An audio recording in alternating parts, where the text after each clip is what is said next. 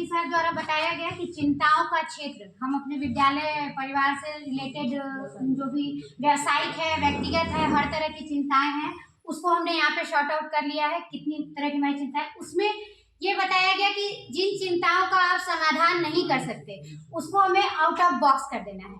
तो सबसे पहले हम जिन चिंताओं का समाधान नहीं कर पाएंगे उसको हम आउट ऑफ बॉक्स में पिक करेंगे। उसके बाद जिन चिंताओं का हम समाधान कर सकते हैं उसको क्रमशः प्रभाव के क्षेत्र में ले आएंगे। तो सबसे पहले एक है जातिवाद की समस्या। तो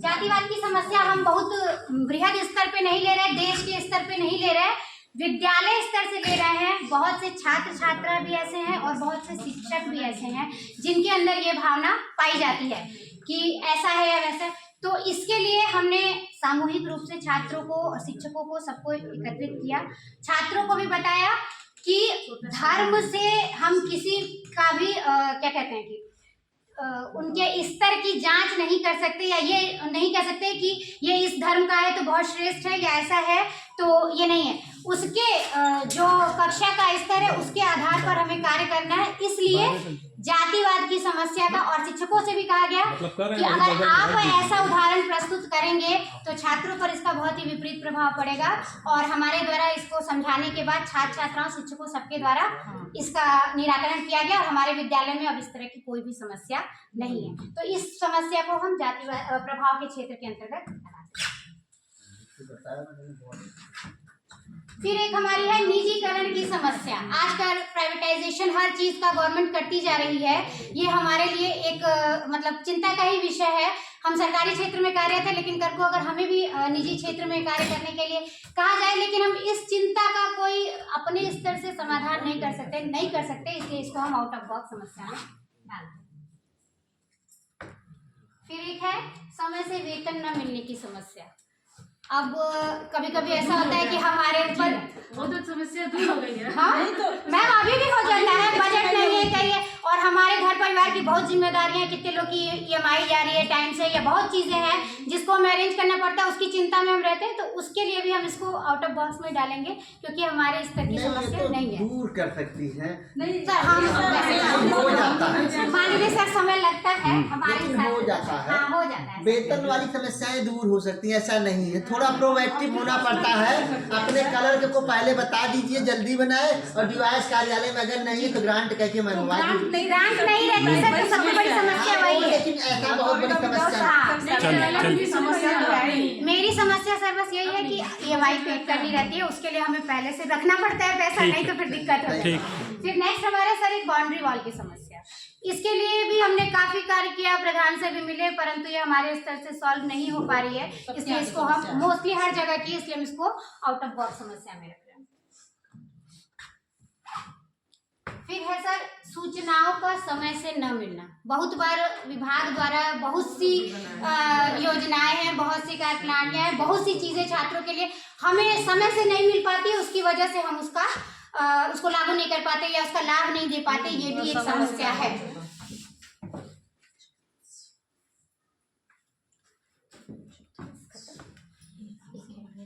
सर एक है आवागमन की समस्या, चिंता इसकी भी रहती है। रास्ता बहुत खराब है, हमें समय से पहुंचना है, इसकी भी चिंता हमें रहती है, और रास्ते के लिए सर हम अपने स्तर से कुछ नहीं कर सकते, तो इसलिए हम इसको आउट ऑफ बॉक्स है।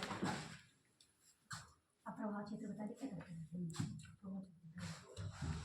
प्रभाव एक चिंता हमारी है बालिका सुरक्षा की चिंता। हमारे विद्यालय में बालिकाएं पढ़ती हैं, और ये सिर्फ अपने विद्यालय की बालिकाओं के लिए नहीं भी, हमारे जो अपने खुद के बच्चे हैं उनके लिए भी है। अगर लड़कियां हैं तो उनकी सुरक्षा की चिंता, तो इसके लिए बच्चों को हम जागरूक करते रहते हैं। महिला हेल्पलाइन नंबर है, इसके बारे में उनको बताया गया है। और भी जो सुविधाएं सरकार द्वारा है कि आपके हित में बहुत सारे कानून लागू हैं, सब हमने विद्यालय में है तो लिखवा भी रखा है, जितने हेल्पलाइन नंबर हैं सब कुछ, ताकि छात्राओं को बताया गया है। और ये भी बताया गया है कि कभी इस तरह की कोई घटना आपके साथ हो रही है तो डरने की जरूरत नहीं है, आप इस पे कॉल करिए। अपनी पहचान गुप्त भी रखेंगी तो उसके बाद भी आपको मतलब मदद मिल जाएगी, ऐसा नहीं है कि आपका नाम ही बताया जाएगा। तो इसको हम प्रभाव के क्षेत्र में। फिर एक है पाठ्य पुस्तकों की कमी। बच्चे हमारे बहुत गरीब हैं, इतने मतलब इस तरह के हैं कि उनके पास किताबें नहीं रहती, क्लास में पढ़ाने में बहुत समस्या आती है। तो इसके लिए हमने जो ग्रांट हमें मिल रही है उसमें हम SMDC की बैठक करके सर हमने स्टेशनरी ग्रांट को पाठ्य पुस्तकों के खरीदने में हमने उसको चेंज किया और बच्चों के लिए पुस्तकें खरीदकर लाइब्रेरी से उनको पुस्तकें इशू की ताकि बच्चे पढ़ सकें। तो ये भी पुराने बच्चों से किताबें लेकर भी हम उनको दे देते हैं ताकि ये उनका बढ़िया है। देखिए बहुत अच्छी उन्होंने अपनी एक चिंता का सॉर्ट आउट किया और हर विद्यालय में जहाँ गरीब बच्चे हैं ये समस्या अवश्य है। और उसके बाद है सर अध्यापकों की कमी। यह लगभग हर विद्यालय की, और जहाँ तक मैं जानती हूँ बालिका विद्यालय जितने हैं उनमें सब में मुख्य विषय के अध्यापक उपलब्ध नहीं है। बहुत वृहद स्तर की समस्या है और वृहद लेवल पे हम इसके लिए कुछ कर भी नहीं पा रहे। डीआई सर को लिखते हैं, लेकिन छात्रों के हित को ध्यान में रखकर विद्यालय के सभी शिक्षकों प्रधानाचार्य ने मिलकर सर अपने व्यय पर एक शिक्षक रखा है जो मुख्य विषय के लिए कक्षाओं को पढ़ाता है ताकि बच्चों का इसमें अहित न हो सके। गणित, विज्ञान और अंग्रेजी।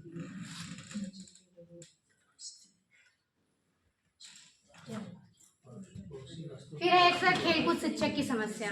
तो इसका भी यही है सर, खेलकूद शिक्षक नहीं है। हम ही जितने अध्यापक विद्यालय में हैं हम ही खेलकूद शिक्षक बन जाते हैं। जितना हमें आता है ज्ञान है उसके आधार पर हम बच्चों को खेल खिलवाते हैं और कराते हैं।